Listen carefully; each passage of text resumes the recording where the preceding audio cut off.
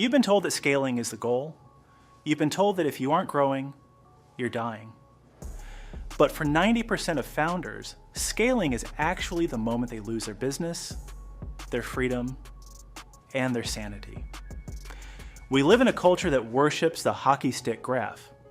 We celebrate the double-digit growth and the Series A funding rounds like they are the finish line. But no one talks about what happens when the engine starts smoking. No one tells you that scaling is a magnifier. If your foundation is 5% cracked, scaling 10 times doesn't just grow your revenue. It makes that crack 50% wide. Most people don't grow to greatness. They grow to death. Let me tell you about Jason. Jason wasn't failing.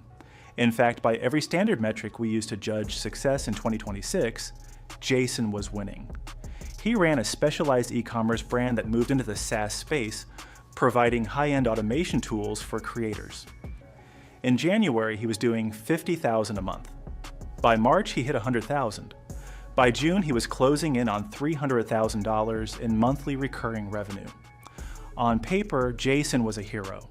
He was the guy you see on the top 30 under 30 lists, but if you walked into Jason's office at 2 a.m., you wouldn't see a winner. You'd see a man watching his life's work melt into a puddle of digital slag. Jason was a victim of too much success. Because his growth was vertical, his infrastructure stayed horizontal. His customer support team was still just 2 people in a different time zone. His tech stack was a Frankenstein of legacy code and cheap AP. Is that we're never meant to handle 10,000 concurrent users. As the revenue doubled, his profit actually began to shrink. Why? Because his overhead was growing exponentially to compensate for the chaos. He was hiring anyone with a pulse just to stop the bleeding. He was paying firefighting costs, overtime, emergency server migrations, and refunding angry customers just to keep them from nuking his brand on social media. Jason's business wasn't a rocket ship, it was a bonfire fueled by his own equity. But here's the part that actually keeps founders awake at 3 a.m. It's not just the money, it's the realization that you've built a monster you can no longer control. You started this business for freedom, but now you are a slave to a crumbling machine. You're terrified of your next viral post because you know your system can't handle the traffic. You are literally afraid of winning. This is the growth to death phenomenon. It happens when the speed of your acquisition outpaces the strength of your alignment. In 2026, the market is more brutal than it's ever been. AI-driven customer expectations have changed the game. Average service used to be acceptable. Now, average is a death sentence. If your automated support bot glitches or your delivery is 2 hours late, the world knows instantly. Your reputation is a glass vase, and scaling fast is like running through a minefield while holding it. Scaling doesn't just cost money. It costs something much more valuable that you can never buy back: your culture of quality. When you're small, you care about every pixel. You know your customers by name. You are the quality control. But when you scale too fast, you enter the quality dilution phase. You have to delegate, but you haven't built the systems to ensure that your good enough doesn't become catastrophic at a massive scale. Think about it. And if you have a 1% error rate when you have 100 customers, that's one person complaining. You can fix that with a phone call. If you have a 1% error rate when you have 1 million customers, that's 10,000 people screaming at you simultaneously. That is an existential threat. You see, growth is an intoxicant. It feels good to see the numbers go up. It feels good to tell your friends you're crushing it. But if you don't have the stomach for the structural fractures, the growth will crush you instead. So how do you avoid becoming Jason? How do you scale without the exploding opening, becoming a closing credits disaster? It requires a shift in your entire psychological approach to business. You have to stop being a growth-first founder and start being a system-first architect. We need to move away from the chaos and toward a sustainable framework that actually allows you to keep the money you make. The first step in this journey is the infrastructure stress test. Most founders wait for something to break before they fix it.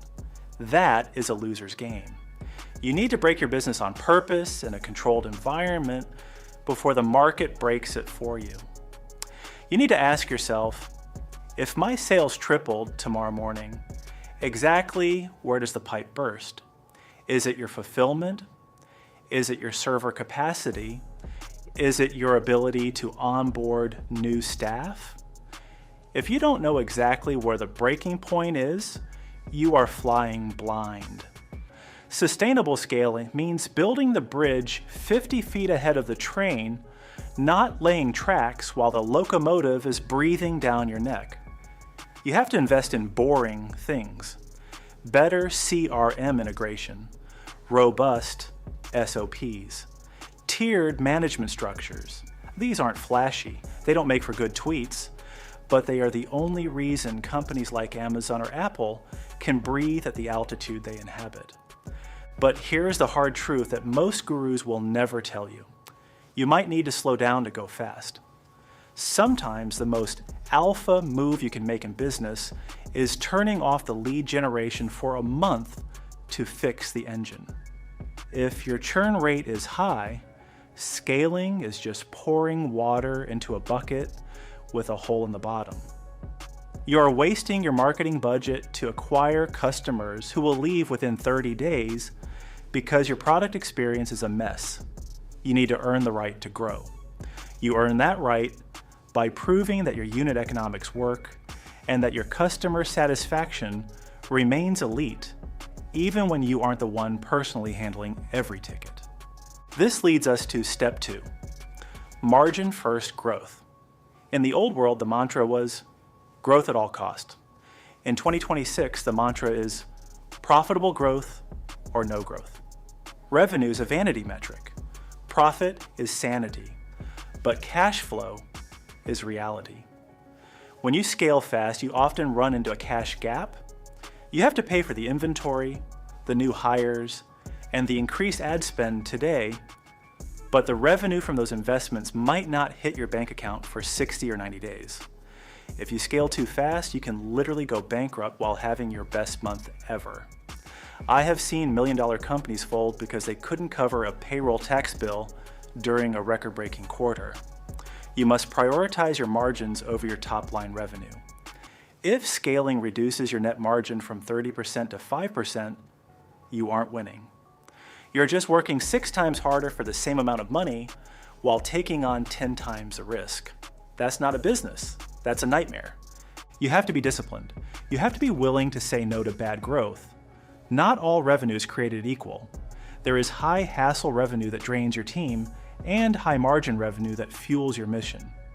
Sustainable founders know the difference. They don't just chase every dollar, they chase the dollars that fit their system. The third and perhaps most important step is the culture of one. This is the psychology of maintaining quality during expansion. As you grow, the distance between you and the customer increases. Your new hires will never care about the business as much as you do. That's just a fact. If you expect them to have your founder energy without your founder equity, you're delusional. To maintain quality, you have to codify your excellence. You have to turn your intuition into a set of non-negotiable standards. You aren't just hiring people to do a job, you are hiring them to protect a standard. Think about the last time you went to a local restaurant that opened a second location. Usually the second one isn't as good. The soul is missing. The salt is off. The service is slower. That's because the founder thought they were scaling a restaurant, but they were actually just scaling their own physical presence. When they weren't there to watch the stove, the quality dipped. To scale properly, you have to build a culture of one, where every single interaction feels like it's coming from the founder, even when the founder is halfway across the world. This requires radical clarity. It requires training that borders on the obsessive. It requires firing people who are good at their jobs, but bad for the standard. Scaling is a choice. It is not an inevitability. You have to ask yourself why you want it. If you want it because you think it will make your life easier, I have bad news for you. Scaling makes everything harder. It makes the stakes higher. It makes the mistakes more expensive. But if you do it right, if you prioritize the foundation over the facade, it can be the most rewarding thing you ever do.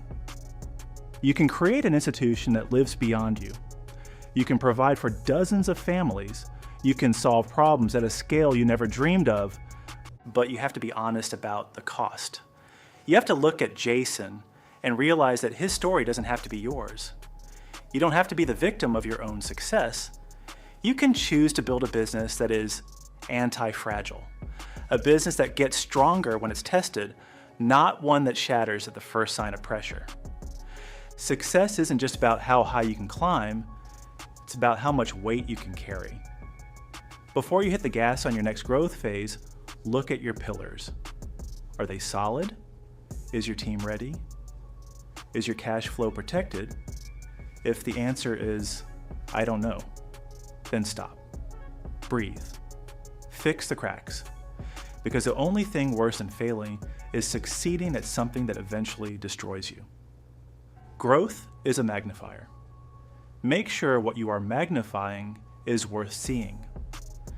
Make sure your success doesn't become your survival story. Build slow, build right, and when the time comes to scale, you won't just be growing, you'll be ascending.